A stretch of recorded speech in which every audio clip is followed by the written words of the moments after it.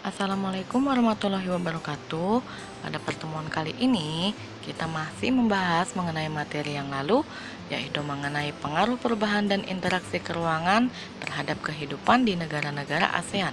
Selamat menyaksikan.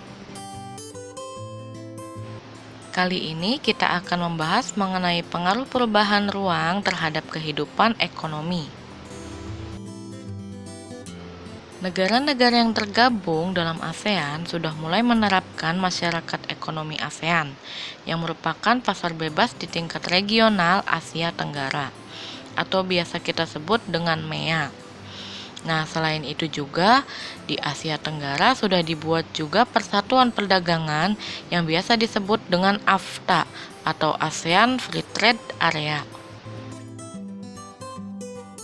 Pasar bebas ASEAN ini tidak lagi dibatasi oleh batas negara, karena setiap negara berhak melakukan ekspor dan impor tanpa dikenakan biaya masuk atau pajak.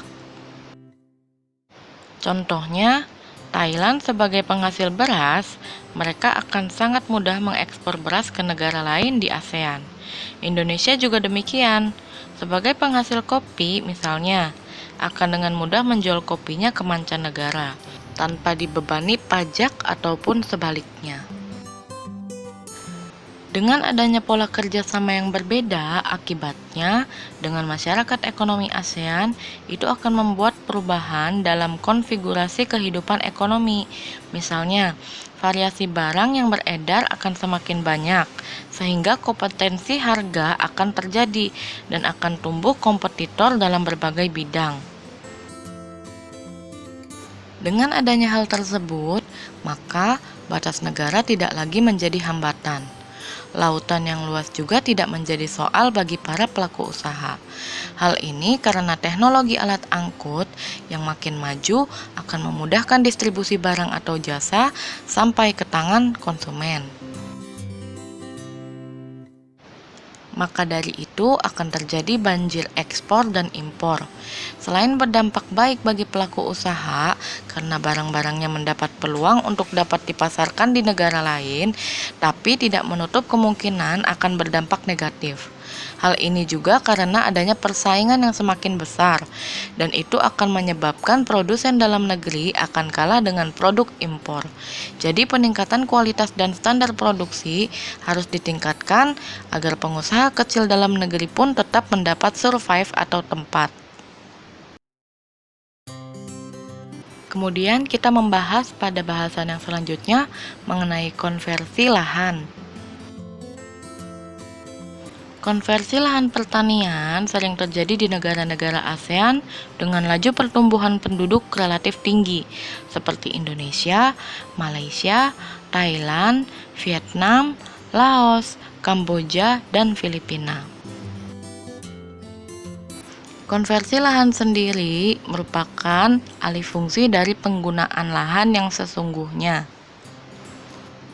Seperti pada area pesawahan yang letaknya berdekatan dengan fasilitas umum seperti di dekat pasar. Konversi lahan pertanian bersifat menular. Artinya, ketika satu petak lahan telah dikonversi, lahan pertanian di sekitar petak tersebut juga rawan untuk dikonversi. Nah, hal ini akan berpengaruh terhadap kelangsungan kehidupan masyarakat yang ada di daerah tersebut. Konversi lahan pertanian menjadi lahan industri banyak terjadi di negara-negara sedang berkembang, seperti negara-negara ASEAN. Nah, konversi lahan pertanian juga menjadi lahan industri banyak terjadi di pinggir kota. Biasanya pemilik perusahaan mendirikan industri di sana karena beberapa alasan yang antara lain. Yang pertama, pembangunan industri lebih memilih lahan yang strategis. Kemudian yang kedua, harga lahan pertanian relatif lebih murah dibandingkan dengan lahan terbangun.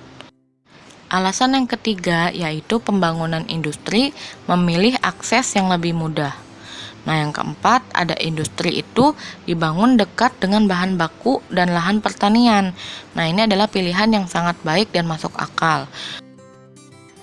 Dan yang terakhir, faktor sosial dan budaya, adanya hukum waris. Penggunaan lahan dalam pembangunan industri juga memerlukan perhatian beberapa negara industri. Pasalnya, tidak semua industri yang akan ada atau sudah dibangun itu berada di lahan yang tepat, dan tidak tepatnya menempati lahan produktif seperti lahan pertanian ini akan menimbulkan berbagai masalah dan akan memberikan akibat konversi lahan dari lahan pertanian menjadi lahan industri. Pengaruh konversi lahan pertanian menjadi lahan industri ini akan berakibat seperti berikut. Yang pertama, lahan pertanian menjadi berkurang yang membuat produktivitas pangan dari pertanian akan menurun. Kemudian yang kedua, lahan pertanian di sekitar industri berpotensi terkena imbas pencemaran akibat limbah ataupun polusi dari industri, baik dari tanahnya, udaranya, ataupun dari segi airnya. Kemudian yang terakhir, pengaruh konversi lahan pertanian menjadi lahan industri ini akan menyebabkan konversi lahan itu menular pada akhirnya dan akan mengancam ketersediaan lahan pertanian yang ada. Kita melanjutkan mengenai bahasan mengenai pengaruh konversi lahan pertanian menjadi lahan pemukiman. Pemukiman menjadi kebutuhan pokok bagi manusia. Makin banyak jumlah manusia, maka area pemukiman yang dibutuhkan pun menjadi semakin luas. Kondisi ini terjadi juga di negara-negara anggota ASEAN. Konversi lahan pertanian menjadi pemukiman marak dilakukan di negara-negara ASEAN. Konversi lahan pertanian menjadi pemukiman ini pasti menimbulkan dampak. Nah, sama seperti konversi lahan pertanian menjadi lahan industri. Biasanya selalu berdampak negatif apabila dilihat dari sisi fungsi lahan pertanian itu sendiri, yang mana dampaknya lebih banyak ke negatifnya. Hal-hal negatif tersebut antara lain, yang pertama, luas lahan pertanian makin berkurang sehingga produktivitas pangan akan semakin mengecil. Kemudian, petani dan buruh tani akan kehilangan mata pencahariannya. Nah, kemudian juga hilangnya lahan ruang terbuka yang hijau atau biasa kita sebut dengan RTH. Yang terakhir, berkurangnya lahan resapan untuk air. Konversi lahan identik dengan perubahan kondisi ruang. Nah, konversi lahan ini tidak dapat dicegah karena kebutuhan manusia akan ruang itu tidak dapat dihindari. Untuk mencegah konversi lahan bisa jadi menghambat pembangunan dari suatu negara. Nah, oleh karena itu, konversi lahan pertanian harus tetap terjadi. Meskipun demikian, kita harus terus mengawasi konversi lahan yang terjadi. Jangan sampai mengganggu keseimbangan alam, ekosistem, dan kelangsungan hidup sebagai warga negara. Untuk pertemuan kali ini, Ibu cukupkan sampai di sini, dan sampai jumpa di pembahasan selanjutnya. Wassalamualaikum warahmatullahi wabarakatuh.